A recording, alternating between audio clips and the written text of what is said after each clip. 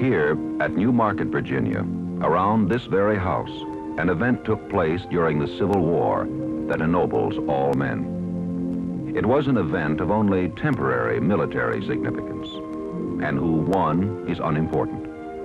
What is important here is not the fact that General Lee's flank was temporarily protected, that supplies continued to flow into Richmond, the Confederate capital, but that men extended themselves, that for at least a few hours in the many hours that comprise a man's life, ordinary men were super beings.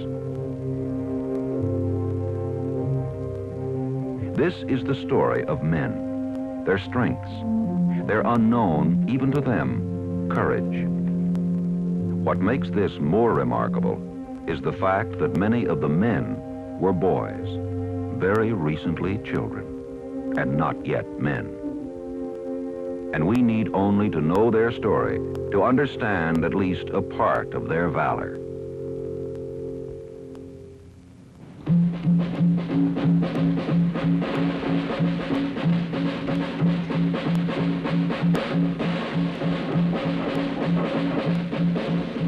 The story begins 80 miles south of Newmarket at the Virginia Military Institute.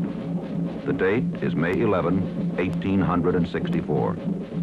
Confederate General John C. Breckinridge has ordered the VMI cadets to march to Stanton to join his command. Perhaps at last their youthful dream is coming true. Maybe they will fight to defend the Confederacy.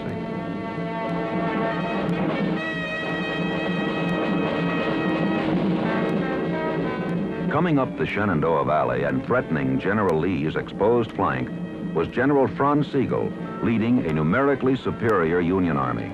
Supply lines to Richmond and Richmond itself were threatened. General Breckinridge and his depleted forces were ordered to drive Sigel's army out of the valley. It was because of the importance and desperateness of the situation that the VMI cadets were ordered into the battle. Under the command of Lieutenant Colonel Scott Shipp, the VMI cadets, some 280 strong, marched north.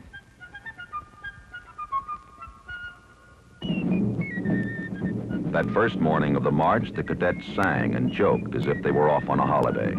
They were nervous, of course, and their youthful bravado only added to their coltishness. Some as young as 15, ill-equipped and untested in battle, the cadets marched on.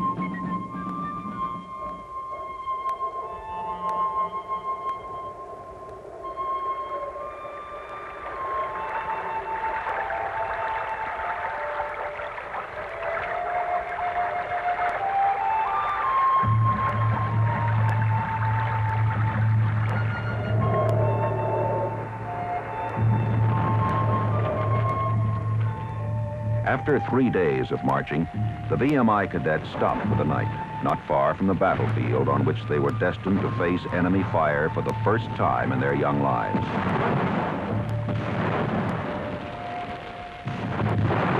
The cannon fire the cadets heard that night was at Newmarket. the first sounds of real battle, though heard vaguely, distantly, brought near the seriousness of war. The holiday, suddenly, was over. That night, in the chill of midnight darkness, the cadets were ordered to move out, to march to Newmarket.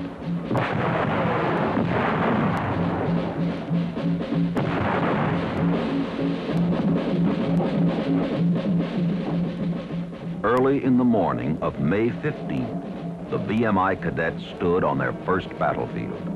The angry cannons heard the night before and earlier that morning were now silent. The opposing armies faced each other, poised, waiting for orders as the generals pondered. Then, about noon, General Breckinridge decided to take the initiative and ordered the Confederate troops to attack. The cadet artillery section opened fire on the enemy, and the Corps, for the first time, truly was heard from. And thus were the VMI cadets committed to battle. War was simply, suddenly there. The cadets on foot separated, passing the farmhouse on either side, and reformed their ranks in the orchard beyond. Enemy shells fell everywhere.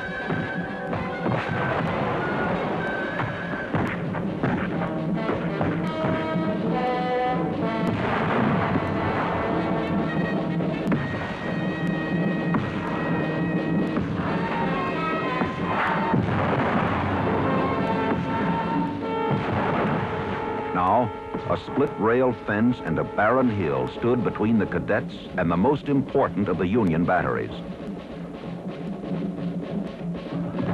Up the hill the cadets charged, their flag their guide in the smoke of battle. The field before them, softened by rain, gave way underfoot, but the cadets charged on. The Union veterans faced the furious onslaught of the cadets, absorbed the first shock of attack, fought desperately to save their cannon. Face to face, hand to hand, the battle raged on.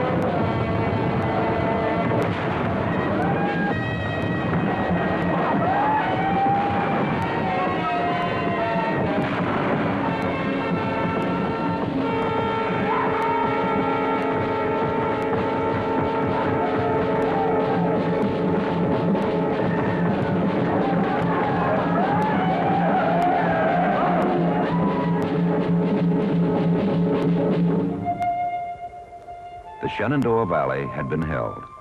Richmond, at least temporarily, spared. The day and the field, in many ways, belonged to the cadets from the Virginia Military Institute. Because of their valor that day in 1864, the Newmarket cadets are remembered today. Every May 15th, at the Virginia Military Institute at Lexington, Virginia, the Newmarket cadets are honored.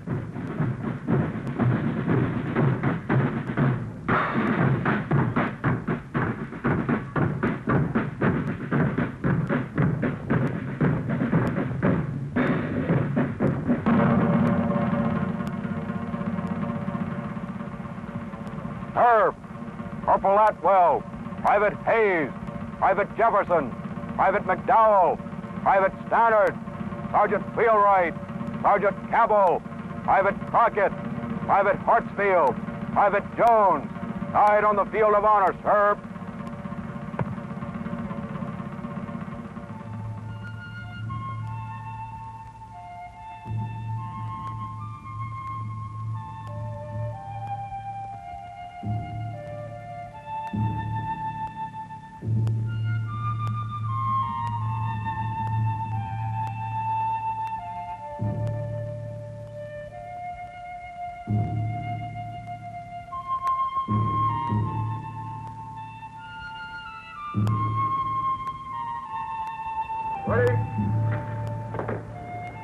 Aim high! Aim high! Aim high! Recover! And hurl!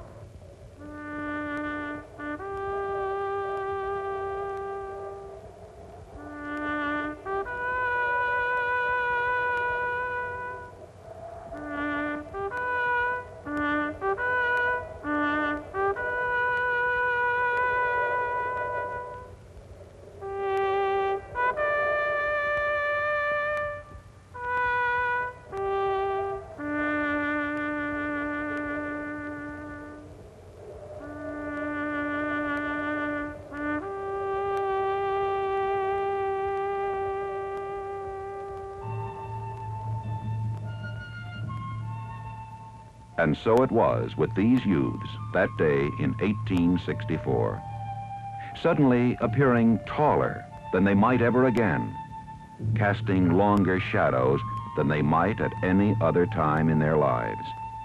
These boys proved themselves men, men that history would remember.